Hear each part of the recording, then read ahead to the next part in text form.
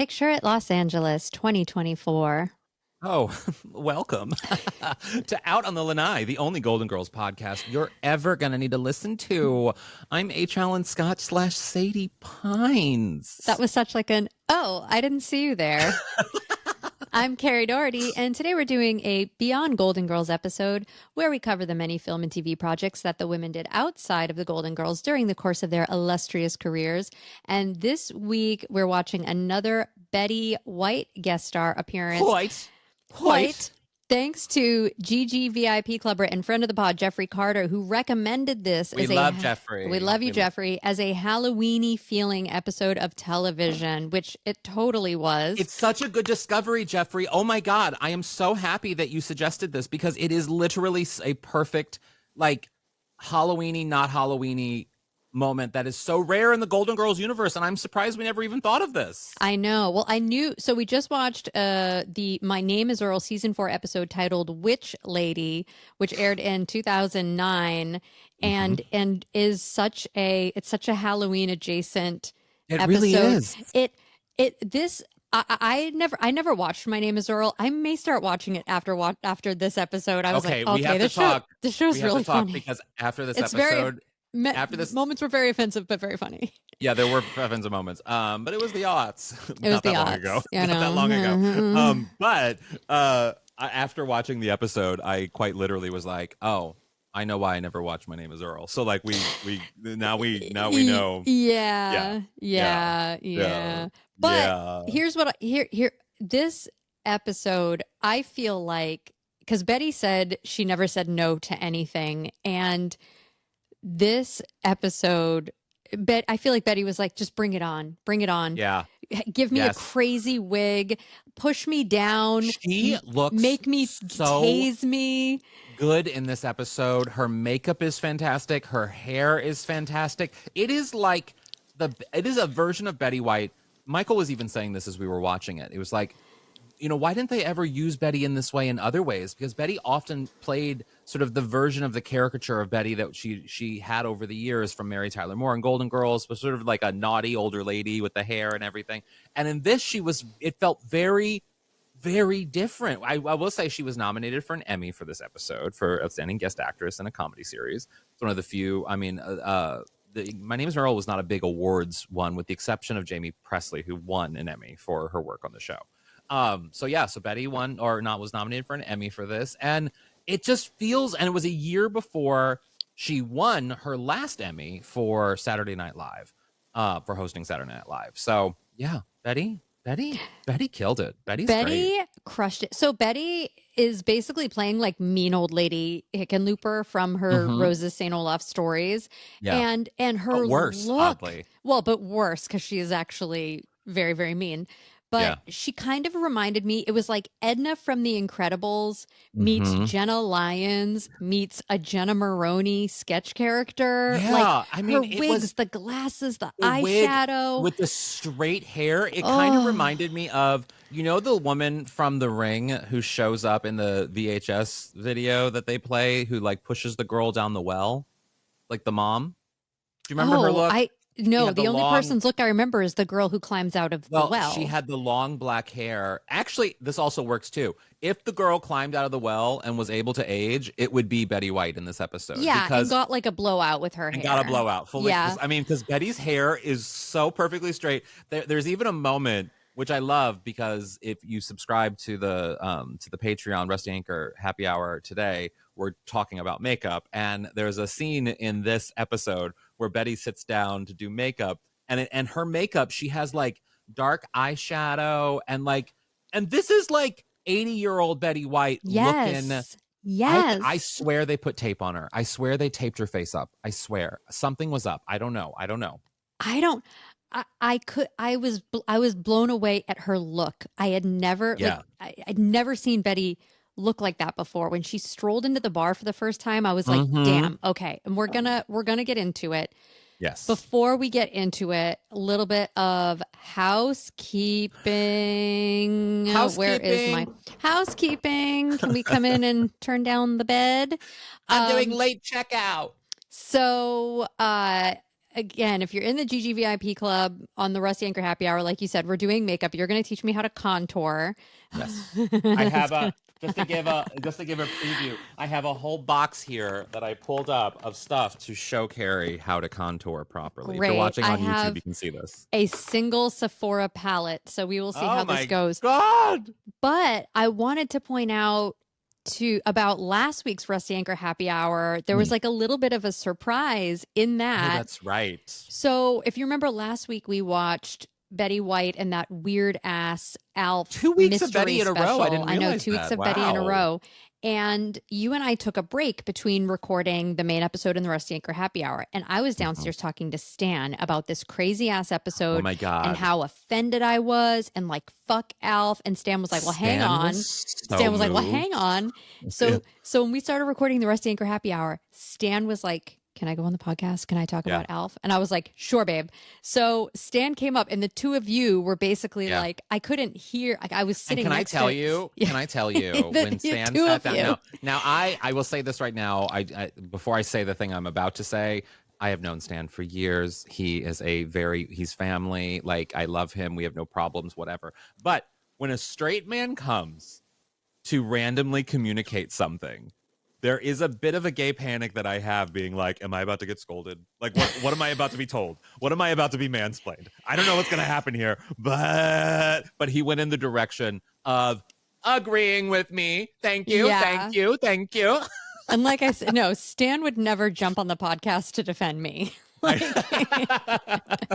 No, it was fun. It was fun. It was fun. It was great to see Stan. So I mean, so that's a reason enough. So if that's reason enough to join, you get to see you and Stan. And it's so funny because, you know, Stan has my headphones on and I'm just sitting in a chair next to him and you're just wildly gesticulating. And I'm like, what are they saying? Like, I love it. Did you watch it back? You watched it back. I didn't. I haven't watched it back. You haven't watched it back? Have you watched it back? Well, no, because I lived it, but you didn't hear it, so I assumed you watched it back. Oh, no, I didn't. I guess you did live it. I was like, wait, do you listen to our podcasts every week? No, I mean, yes, I do sometimes, but like, I mean, do you fall asleep to our voices? No, I listen to make sure it all plays fine. But yeah, you know what? I will admit, sometimes when we've recorded a really funny episode, like especially if we have like Alaska and Elliot on, I'll pop it on in the car while I'm driving. I don't care. Fun. It's fun. It's Sometimes fun to relive. I'll hear Michael listening, or like yeah, it's fun. It's fun to hear. My mom listens. Hi, Mom. Oh, hi, Mom. So yeah, it's definitely fun. I love hearing that. I love hearing myself. So that's fun. And then that's a reason to join. In the Patreon, sign up to get tickets, or to be the first to know to get tickets for our live show on December 7th at Dynasty Typewriter in Los Angeles. We are doing holiday themed. I have been listening, even though it is October, I am in Christmas holiday music idea moments because I'm coming up with a fantastic, crazy, wild number that is going to be insane. And so I've been listening to a lot of holiday music these past couple of weeks. So get your ticket, sign up to be noticed, to get reminded to get tickets. And it's going to be fun. It's going to be fun. December 7th. It's a matinee show. We love a matinee show. I think all of our shows. Love a matinee. This is the Golden Girls. You know the girls would love a matinee. I think we should do all of our live shows as matinees from here on out. I'm down. So. You know me. I go to bed early, so. Well, and it's little more fun for me. Oreo can come. Like, hey, we can take pictures longer afterwards. Mm-hmm. Like, there's all kinds of. We can go somewhere. You know, there's like things that can happen after. Well, I'll go somewhere. You go to bed. But yeah, sure, yeah. Yeah. Well, lastly, in the GGVIP Club, if you're in the $8 a month tier, we will be doing another our monthly live watch along party on Zoom this upcoming Sunday, October 27th at 4 p.m. Eastern, 1 p.m. Pacific. The votes are in on like which Halloween-y adjacent episode everybody wanted to watch, and the GGVIPers voted on Mrs. George Devereaux because he's a ghost. Oh my God, that is such a good Halloween-y episode. I didn't even think about that. Sonny Bono, you can get off my lanai now. Sonny Bono, all right. Yes, Sonny Bono, get off my lanai. So you can sign up at patreon.com/Golden Girls Podcast. Check it out. That's going to be a fun one. That's going to be a fun one. It's going to be a good one. It's going to be a good one. Yeah. I have so much I want to say about My Name is Earl. Well, before we get into the actual breakdown of the episode, and Betty, and I want to say a little bit about My Name is Earl. So, like, first off, Jason Lee, he was such a staple of late 90s aughts, sort of both Kevin Smith stuff with Mallrats and stuff, of course, but then also, do you remember that film Heartbreakers with Sigourney Weaver and And Jennifer Jennifer Love Love Hewitt? Hewitt. That I don't movie think I is ever saw it, but I'm aware of it. it is surprisingly very good. It is Mm. a very good romantic comedy. I would recommend people watch it. One of Gene Hackman's last great films too. Oh. And I know, and Ray Liotta's in it too. He's very funny. But yeah, no, it's a good movie. But Jason Lee was in that. He was the romantic lead in that. So he had like things going on. But then when My Name Is Earl came out, I remember there was this thing that people were angry at him because of like some kind of Scientology thing or something. But then I found out years later he gave an interview saying that he had left the Church of Scientology. So like Jason Lee kind of fell off the map after My Name Is Earl. And it surprised My Name Is Earl, even though it continued to get Emmy nominations and like Jason or Jamie Priestley did and Betty White the She's last so good season. in this, by the I way. mean, this is like one of the last episodes of My Name Is Earl. It was It canceled was, after this. yeah. So I Yeah. didn't This was the realize it last was season. only on for 4 seasons. Stan said the same thing. Yeah. So it was on NBC from 2005 to 2009. Was there like a And strike or something? Because I feel like that was around when there was a strike, because The Office also had those episodes where they combined, because of the strike, the season was mhm, shorter and they combined stuff or whatever. So I feel like My Name Is Earl might have been impacted by whatever strike was happening at that time, and then it just mhm. never came back. It's possible. So speaking of Jason Lee and the Kevin Smith days, so Ethan Suplee, I hope I'm saying his name correctly, plays Jason Lee's brother Randy on this show. And so for any Mallrats fans out there, it's really fun seeing Brody and Willem on screen together again. Do those names mean anything to you? No, The kid is back on the escalator again. Anything? no, You dumb bastard. It's not a schooner, it's a sailboat.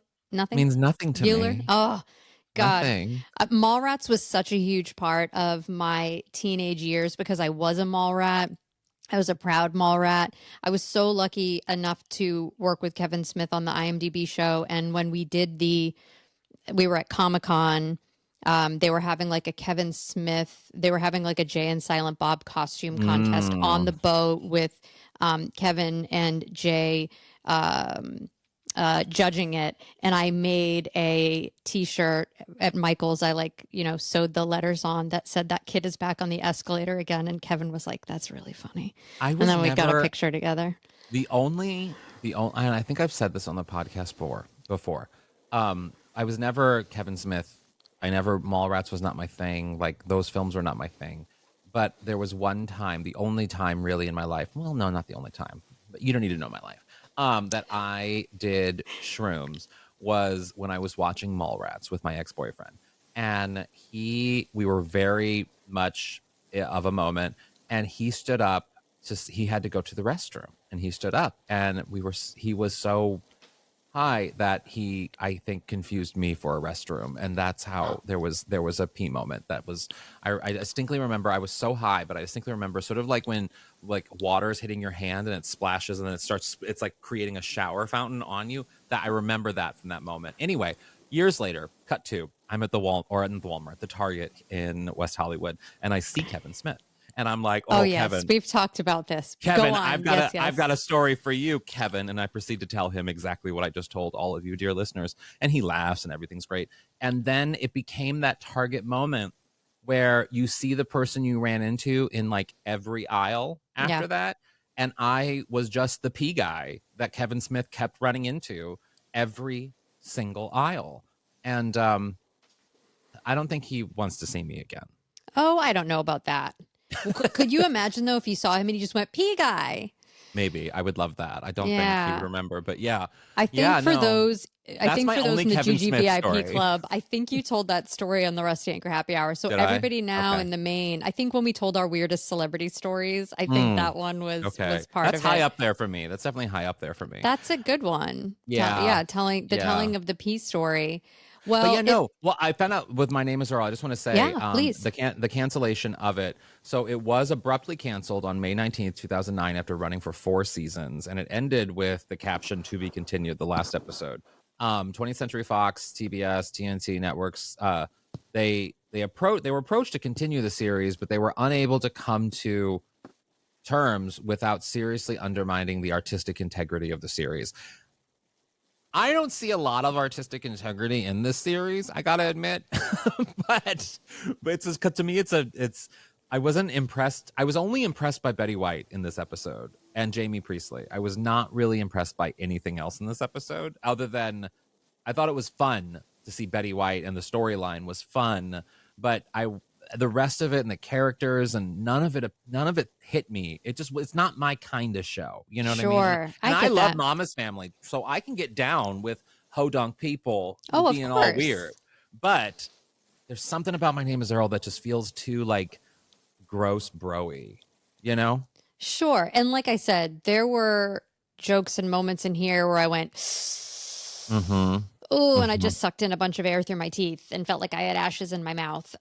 So I'm acknowledging that. I think that the show sort of reminds me of a time, it's very like, feels very like Malcolm in the Middle, Yes. when those like Yes. single camera kind of like But Malcolm in the Middle was lo-fi good. shows came It was out. Sure, good. I mean, yeah, Malcolm in the Middle is very, very good.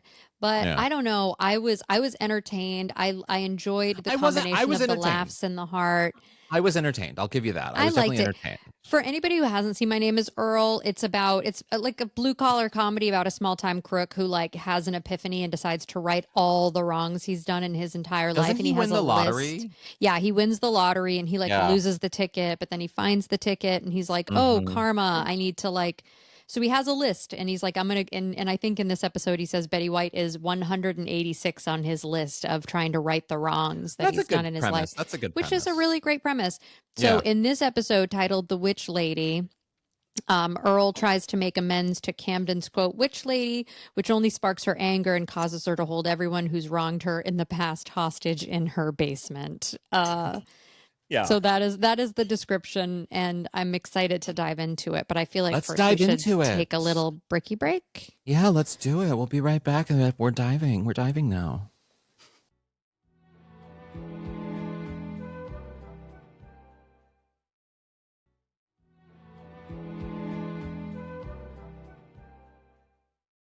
And we're back talking about Betty White on My Name is Earl, the Witch Lady. So in this episode, Earl is on a quest, obviously, to continue righting the wrongs in his life. And one day he's at a bar with his brother when, I mean, Betty White, she comes in like minute one of this episode. Yes. She This walks episode in. is Betty It White. is Betty White. She's in it so much, and I am so excited for it. So glad. And she was like the mean old lady in town who always, like, they show The a lot witch of lady. flashbacks. The witch lady who, growing up, Earl would Did you like have cut one of those across her ladies? lawn. It's so funny. I was going to ask you that too. I said, growing up, did you ever have a spooky mean lady or a don't Yeah. go up to that door on Halloween in your town lady? We definitely had a don't go up to that house at when I first moved in with my mom after living with my dad. And it was so we lived on like a really steep hill, and we were kind of near the top of the hill, but not quite at the top of the hill. And there was one house, and there was sort of like a creek kind of thing that at the bottom of the hill.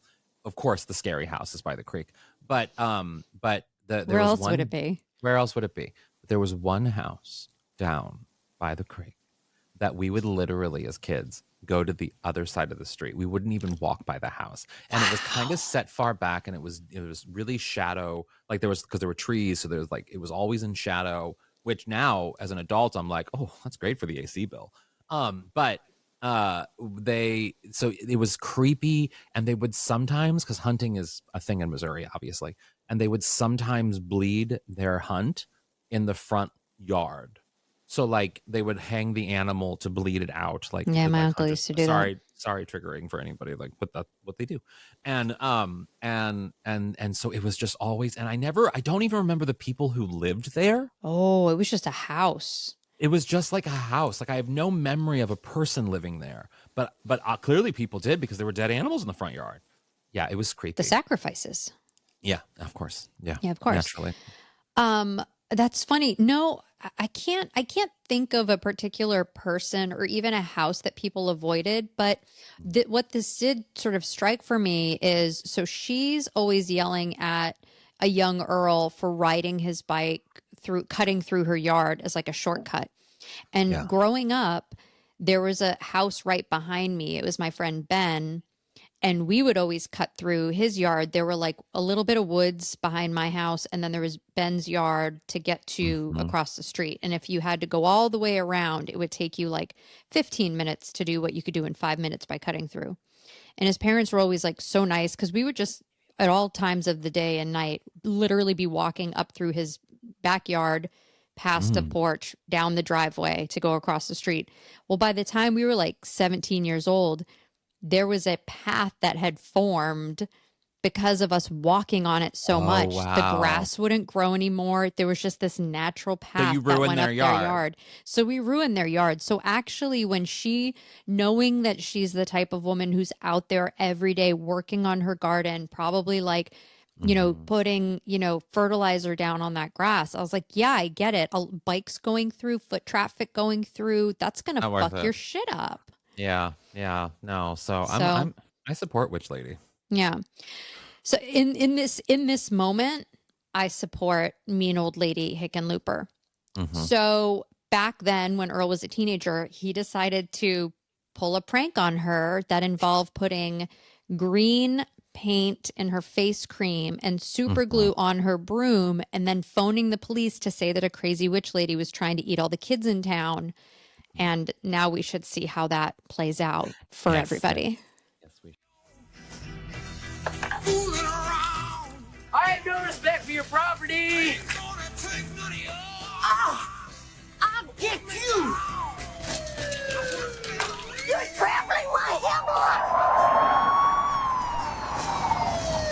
That crazy witch lady's trying to kill me.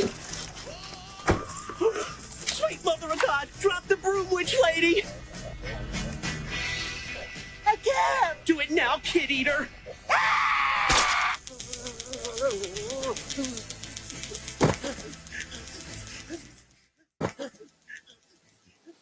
Why is this? I mean, it's funny. It is funny to see Betty White in the green face paint. I mean, so what you're seeing in this is that she puts the face cream. She has this beautiful moment where she sits down at her vanity by her window, which for all makeup lovers out there, vanities should be by windows. Just FYI. Natural light, right? Natural light's very important. But I'm always, because mine can't be because of our living situation. Yeah. So I'm always having to walk between where I'm in and then the window. But I will. I get my steps in. But what I love is that Betty, we see Betty with the green face or whatever, and this hair, this beautiful hair that she just comes running out of the house in with this broom. And it's just such a funny setup for like a little kid joke, but it's also very disturbing. Like the whole scene is actually disturbing because we're seeing Betty White get tased. Well, and that's where I was like, what a trooper of an actor. Betty White, like you said, she's what, like 80 at this point? Like Yeah. imagine being that director and being like, okay, Emmy award-winning goddess, legend, icon Betty White, you're just going to lie down here on this cold pavement driveway and convulse with green makeup all over your face and like a heavy wig on your head. And then in like another flashback, Earl's brother Randy throws a giant bucket of water on her. In another flashback, she gets pushed over by Jamie Presley's character on the street. I think, yes, that was not her. That I That believe was a not stunt her. performer. But still, she definitely this woman, got water thrown on this her. This woman is this like elder abuse.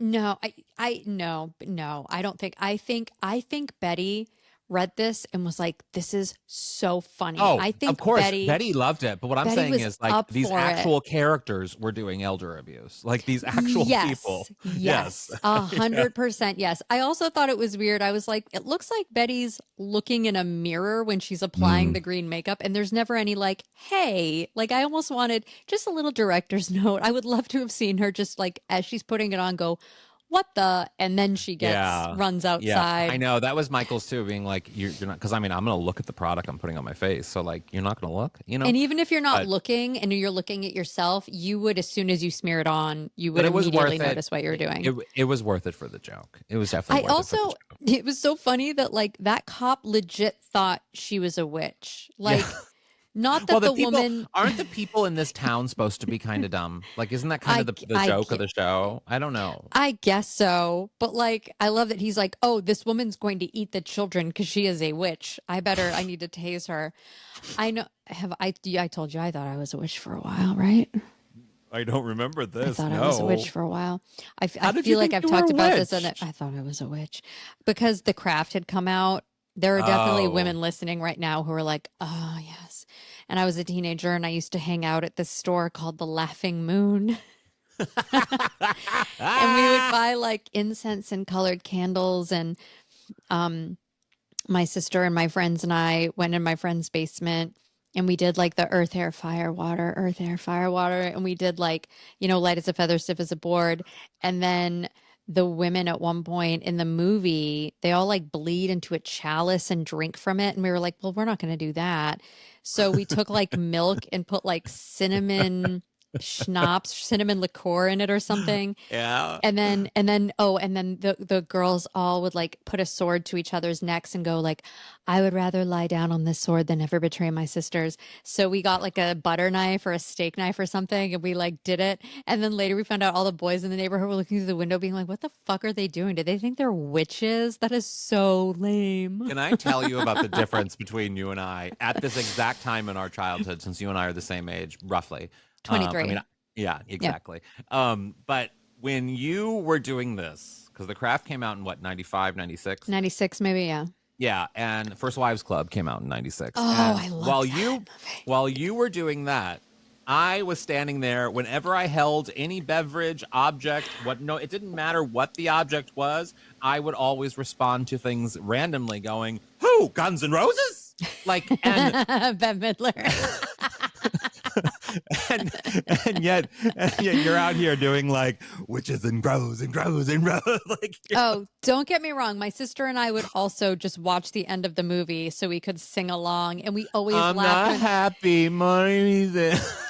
when Diane Keaton, Diane Keaton had the That silliest. is not what this is. Oh, well, that too. But when she goes, just let me be myself. And she's so silly and she's being herself. Oh. This also feels like an appropriate moment to reveal my Halloween costume for this year, which you already know about. Yes. I am going to be zombie Diane Keaton and Something's Gotta Give. I'm very excited about it. So now you can tell me who from The Craft you're going to be this Halloween season. Oh, I don't even know. I don't think I'd want to be anyone from The Craft. I like The Craft. Don't get me wrong. I love The Craft, but like I didn't respond to it in that way, you know. But then again, Sure. I was like a middle-aged woman. Yeah, as a child. that makes sense. Yeah, you weren't a teenage girl. You were a middle-aged woman. So you were watching your soap operas and I was being like, after the movies, being like, hey guys, let's go to Talbot's. Yeah. Let's go to Talbot's. Being like, I just need to think about Stalker Channing's character for a little while. I know. longer. How was she only in that movie for like a minute? I know. She's the Drew Barrymore of Scream in that movie. I was like, wait, Stalker Channing isn't in it anymore? Also same year. Wow. Welcome back to the 90s Nostalgia Podcast, everybody. Okay, back on track. I know I took us off the rails this time. I am owning that. All right, so back to present day. Yes. Earl, again, because mean old lady Hickenlooper, Betty, has come into this bar. He apologized to her. He's like, look, I was a shit kid. I'm so sorry. What can I do to make it up to you? And she's like very surprised and touched, and it's very sweet. And she's like, I mean, I'm not going to lie. I'm a very lonely person and I really like tea. Maybe you'd like to come over for tea sometime. And he's like, absolutely. And his brother Randy is like, I don't think this is a good idea. I think she's a full-on witch. And Earl's like, I'm going to go anyway. So Earl shows up for tea and they're having a really sweet moment and she's having a good time. And then he passes out and wakes up chained up in the basement because she has drugged him. And now this episode of television has turned into Breaking Bad, essentially. Do you want some tea? Oh, I love that pot. Look at you with your little black teapot. I decided to do it for this episode. I was like, yeah, I need to do it. I need to have some tea out. What kind of tea do you have? And what kind of, is that a themed? No, I mean the mug is themed, but no, I have my Yorkshire Gold. You know, my Yorkshire Gold. tea that I always drink. It's just regular black tea. And what do I have today? I have a Harry Potter cup. You can't really see Oh. it because there's Hogwarts there. Oh, yes, I can Yes. see. Oh, I Yeah. like the look of that. You could drink a mighty, what do they drink? What's the name of the Butterbeer? Butterbeer. You Yeah. can drink a good butterbeer I in like that. this mug because it's like tall. Whatever. We should talk about Betty White. We'll talk about Betty White. But yeah, I decided to do Okay. tea and yeah. So that's great. Yes, it ties in very nicely. I'm also drinking pee. I'm drinking pee also. Peppermint pee. Wow, Peppermint Kevin tea. Smith? You just ran into Kevin Smith in the underwear aisle. This is the silliest episode. Okay, let's play the clip when he wakes up in the basement and confronts Betty White about it. Come on, lady, just please let me and my brother go, and we'll forget all this ever happened. Let you go. Oh, don't be silly. I couldn't possibly. I'm having such fun. You know what you could have even more fun with? Money. Oh, thank you. But no amount of money can beat the look of terror in a fresh victim's eyes as he takes a header in at the coffee table. Oh, the feeling is exquisite. It's what I always imagined an orgasm might be like. I forgot to mention at this point, Earl's brother has gone looking for him, and Betty has sent him flying down the steps in a burlap sack. This reminds me. So, like, as Betty White, I'm pulling on my phone for a reason. As Betty White, as if I needed to explain that to you, being like, "Don't judge me. I'm pulling up my phone for a reason." As Betty White is doing this, it reminded me that there's this Stephen King book, one of his latest books called Holly, where this is a storyline. Like, it's a subplot in the book where this elderly couple in town kidnap people and like murder them in their basement, and like they just go missing, and no one's suspecting this sweet old couple down the street, Yeah. It's a real misery situation, if you will. Oh yeah, very similar too. Very similar. Yeah. Oh, yeah. Do you think Stephen King stole from My Name Is Earl? Is that what you're implying? No, I think everybody steals from Stephen King. That's what I think. Sure. No, this is the premise of Betty White being the see her in this episode, and as the episode goes on, we see her fling bodies over her shoulder down, well, probably a stunt person, but bodies down the stairs, and just seeing Betty White fling bodies downstairs and then chain them up in the basement is like, it's just perfect. Like, if I get kidnapped and potentially murdered by anyone, I would want it to be Betty White. I was going to ask you too. Okay, so let's say, because Earl's brother Randy, like, he tries to come up with an escape plan, which is like, step 1, find a mouse. Step 2, teach him ASL. Step 3, chuck him as hard as we can up the chimney and hope for the best. So I was wondering if an old woman with luxurious hair like Betty White, as mean old lady Hickenlooper, chained you up in her basement, what would your escape plan be?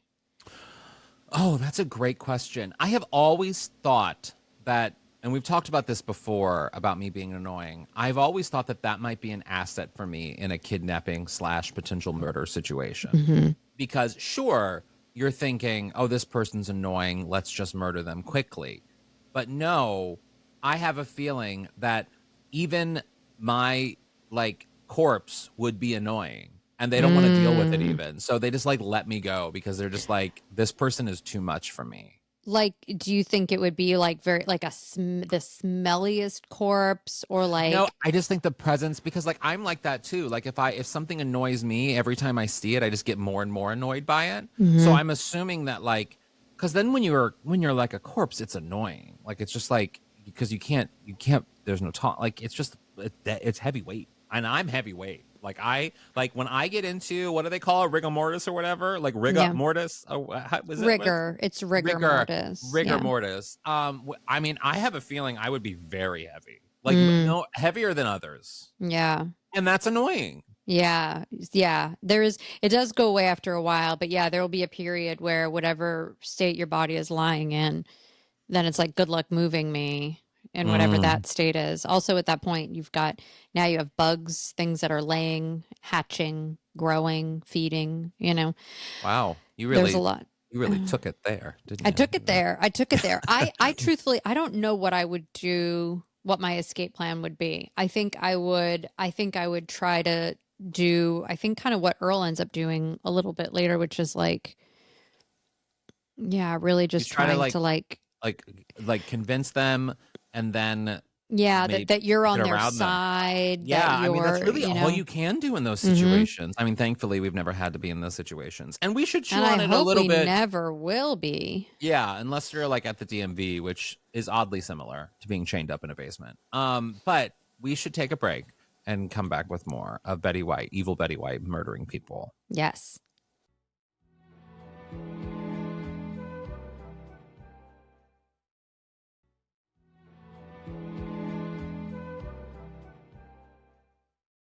Yeah, man. Like me and old lady Hickenlooper, she's on a tear at one point. Yeah. There are bodies in burlap sacks being tossed down into that basement left and Multiple right. bodies. The entire cast of this show ends up in this basement. Bodies hit the floor. Let the bodies hit the floor. Let the bodies hit the floor. Let the bodies hit the. What It is was giving me that? it was giving me Bodies by Drowning Pool. Who? That one's for I feel like our GGVIP or Aaron. Aaron, that's for you. Aaron's always like, I'm a straight white guy with a beard. I don't know. Where do I fit in all of this? Wait, And Aaron, who? that one was for you. Who are they? Do you know this it's a band. Oh, I've never heard of them. I've Yeah. never heard that Drowning song. Pool, Bodies. I've never. Really? It's so in your perfume.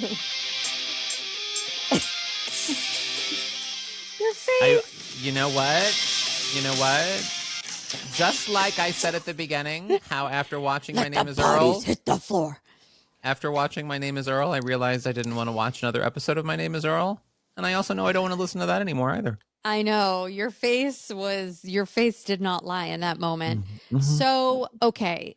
So the next two people we meet that are flung down the steps in burlap sacks are Mike O'Malley and Greg Binkley, who play a couple.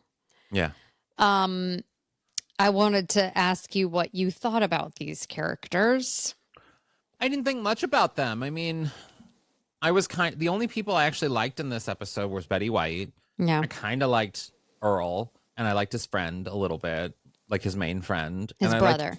And I liked Jamie Presley, Yeah. whoever she plays. But that's really it.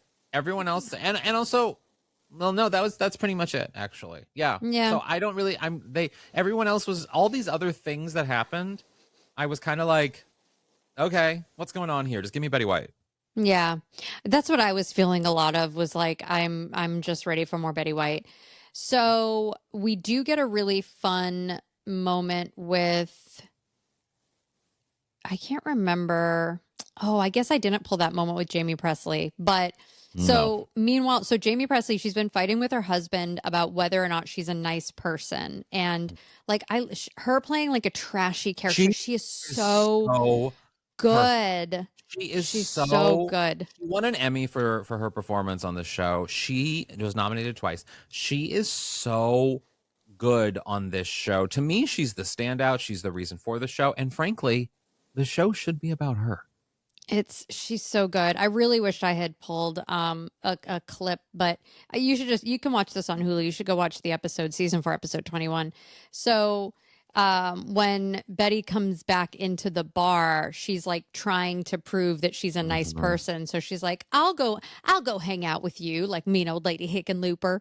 And then the next thing you know, she's being thrown down the steps. And then her husband gets thrown down the steps. And then a woman named Catalina, who tricked Betty into crying so she could catch her witch's tears in a jar and live forever. Sure.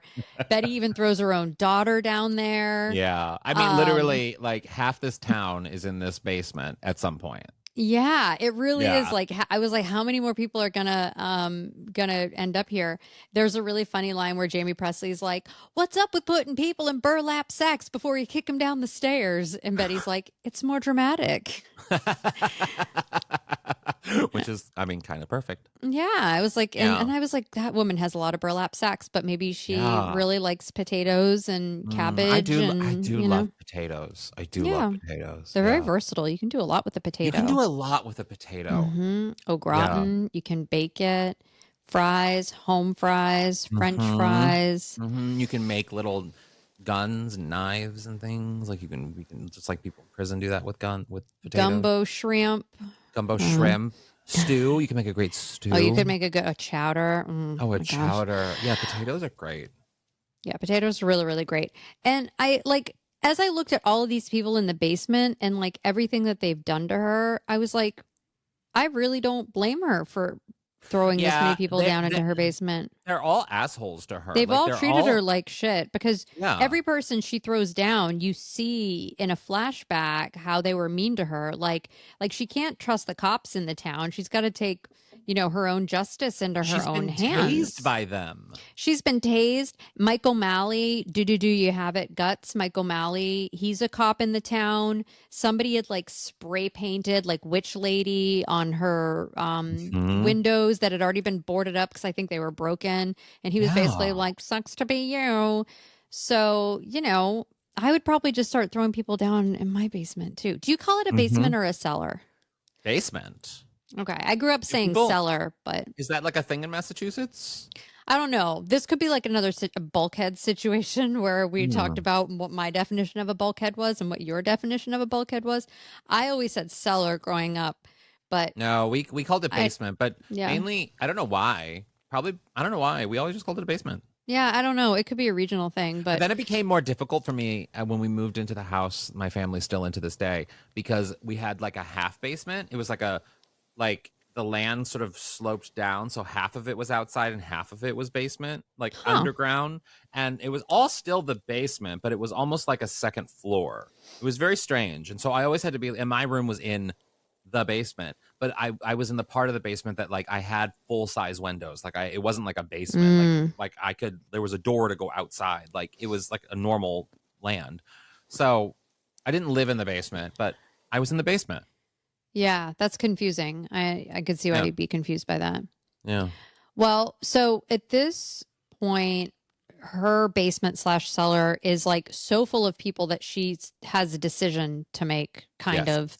So Someone we has should to go. someone has to go. We should play that moment. Now, what was I here for? Oh, yes, I'm gonna kill one of you. What? Well, I have a lot more people to kidnap, and we're running out of space. Now, I'm not a monster. I'm gonna let you folks decide which one of you I stab and stab and stab until you're dead.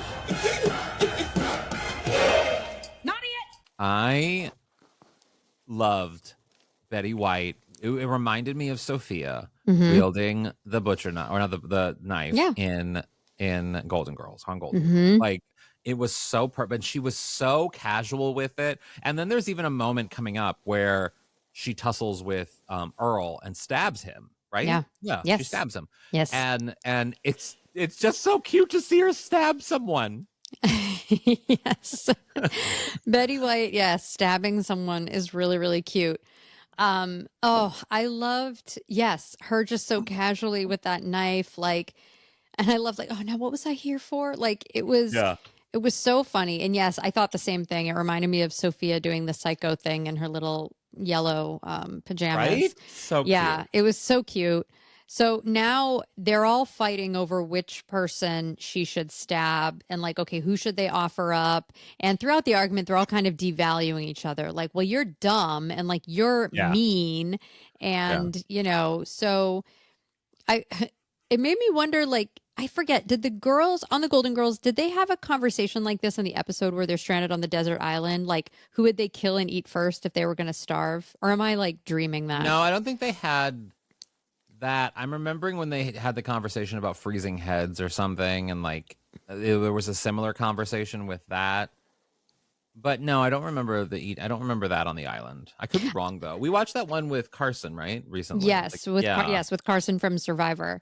I was thinking about if they had that moment on that episode of the Golden Girls. Like I could see Dorothy and Rose both agreeing like via a vote or just say it on 1, 2, 3. They would both say that they would want to eat Blanche because she has fleshier thighs. And I could see Blanche being offended, not that her friends would eat and kill her, but that they're saying she has like fatty thighs. I mean, I agree. I actually think that if we're in a survival situation, like, and it's between, because Sophia's out, like she's busy, she's like not even in it. So if it's between Rose, Dorothy, and Blanche, and I hate to say this, but Blanche is the one that's got to go because Dorothy's tall. Dorothy likely will have stamina and can reach things and can grab things and can assist. Well, we know she can uproot a mighty sequoia if she has to. Yeah, exactly. She's going to get coconuts. And Rose, Rose is a survivalist. Like Right. Rose would do so well on Survivor. She'd probably not do so great at the social game, but she would, because they would be annoyed by her. But she would do very well if she was actually just having to survive. So in the end, and in the episode, she knows how to make a fire. She knows to look for water. Yeah. Yeah. So I feel like Blanche would be the one that they have to sacrifice. Yeah. Wow. Sorry, Blanche. Yeah, I know. Sorry, Blanche. We love you, but you gotta go. You gotta go. Yeah. So. All those Oreos.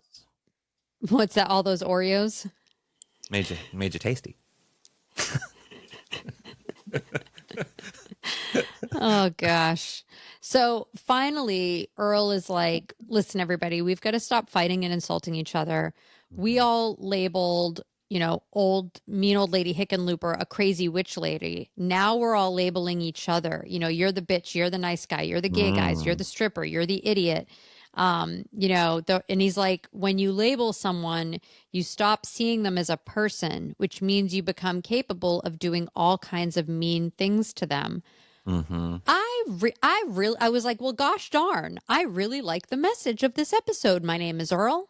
Yeah, I know. It kind of wrapped up in a nice little bow in a way. Like it, at least the messages is like, let's stop judging.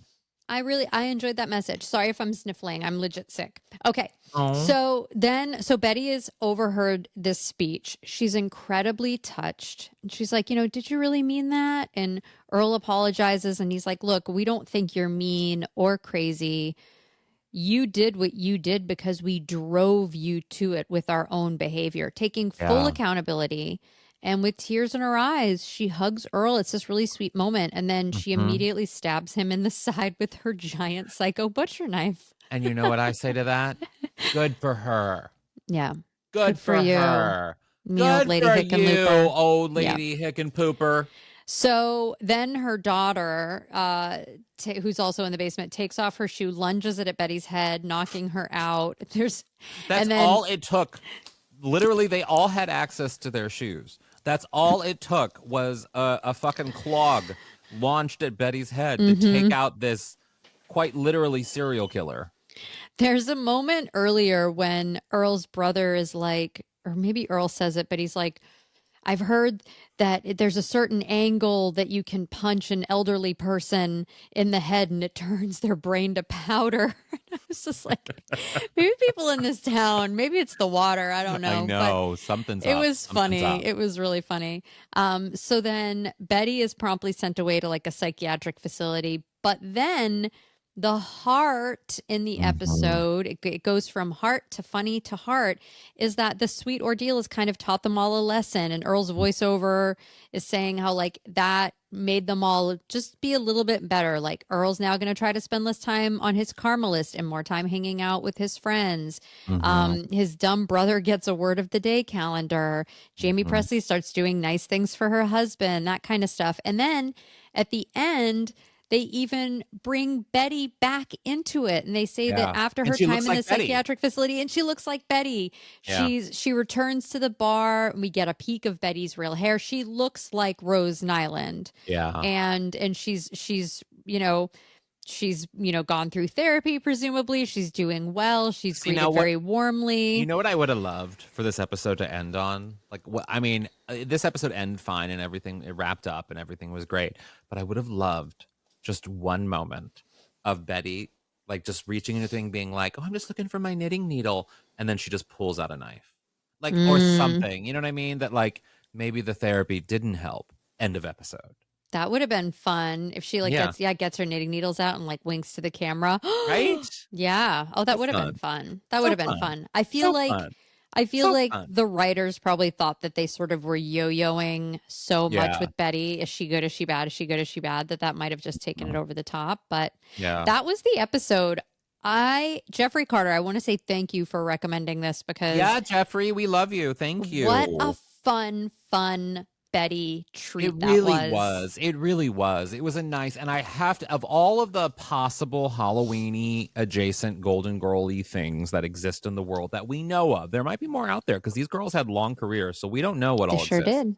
And that's the whole point of us continuing to do this podcast is exploring all of the things these women have done. So there might be a spooky ooky moment existing somewhere within this universe that we don't know about, and we will find it. We will find it probably We will next find Halloween. it. Well, we But have one more Halloween episode to that's do right, we too next do. week. So I think I know which one what we might be doing because you and I had texted about it a while back. That's right, we did, yes. So this was this is going to be high up in the list of Halloween-y adjacent spooky ooky Golden Girls moments, and I'm happy about it. Me too. Well, should we take a break and come back with our golden takeaways? We sure should. I was just impressed at the speed at which you said that.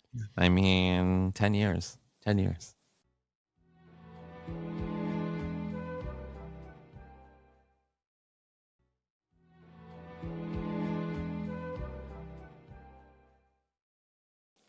And we are back with our golden takeaway, which is a nugget of truth or inspiration that you can apply to your life or perhaps the lives of our listeners. Kerri, Doherty, Alan, Menkins, Bush. Pines. What is your golden takeaway from this episode? I really appreciated the message of this episode of television. This idea of let's approach everybody with curiosity and empathy instead of judgment and shame. And if anybody's going to label ourselves, like if anybody's going to label us, let it be ourselves. Let it be us. Like, oh, me, like I'm a Golden Girls fan mom person. Yeah. You know what I mean? Like that's my label. So that was my...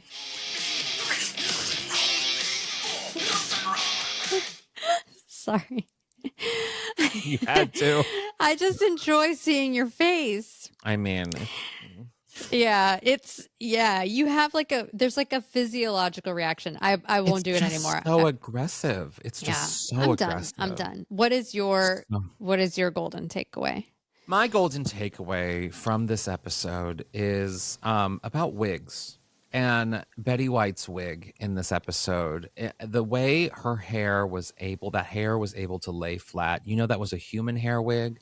You know, that was that lace front was perfectly placed on Betty White's head. And I just want to give it up to all of the girlies and the boys out there listening who have to put on wigs. I mean, I do it for fun, casually, that when I come home from whatever I'm doing, I can take off my wig. But there are many of you, some of you listening, I know, who put in a lot of work to wear your wigs for weeks on end sometimes. So I commend you.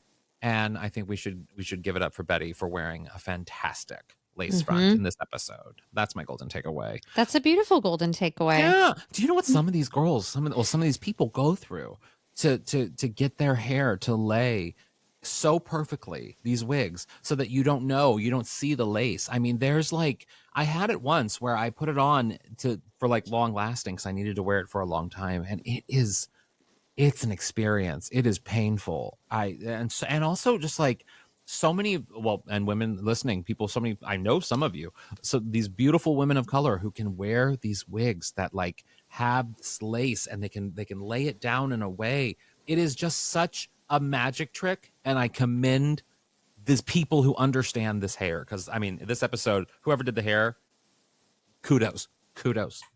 Oh, that's a real Valerie Cherish bow there. So I know you meant it. Yeah.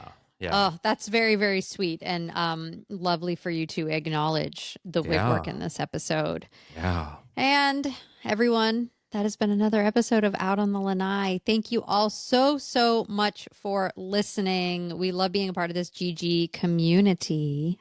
Yeah, we're going to be talking about makeup on the Rusty Anchor Happy Hour, so go to that today. That'll be fun. And if you want to, support us, we're a part of Mom Moguls and Media, so go support Mom Plus. And you can also follow us on social media at Golden Girls Pod on the Twitters, Out on the Lanai Officials on the Instagrammals, Golden Girls Pod on the Facebookals, and I'm HAlanScott / Sadie Pines on everything-ols. And I'm Squidzy on Instagram and Squid Eats Squid on Twitter. And remember, you can also join the GGVIP Club at patreon.com/Golden Girls Podcast. And if you want to do something else nice for us, you can leave us a rating and a review wherever you get this podcast, because it really, really does help people discover us. It helps us a lot.